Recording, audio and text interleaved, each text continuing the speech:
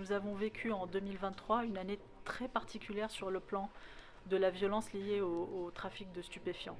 Parce que nous avons deux clans extrêmement importants qui se sont livrés une guerre sanglante qui aboutit à ces 49 morts. Et cette vague de violence, elle a été stoppée par la police judiciaire en fin d'année 2023.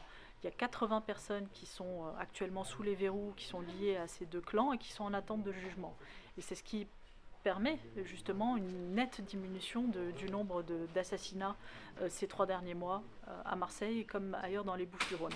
Mais la lutte contre les trafics de drogue, c'est une lutte de longue haleine qui doit se poursuivre sur le terrain avec le pilonnage des points de deal, avec la verbalisation des consommateurs, mais aussi avec des enquêtes judiciaires qui se poursuivent pour continuer à trouver les assassins qui ne sont pas encore traduits en justice, pour aussi travailler sur le blanchiment de l'argent des trafics de drogue, la circulation de tout l'argent sale.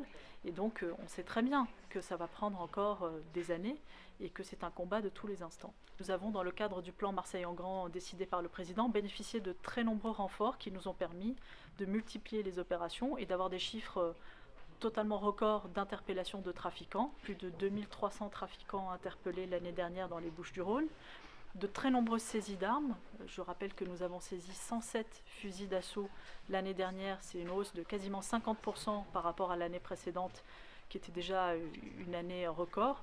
Donc un vrai travail de fond qui est fait, mais là aussi qui va prendre du temps.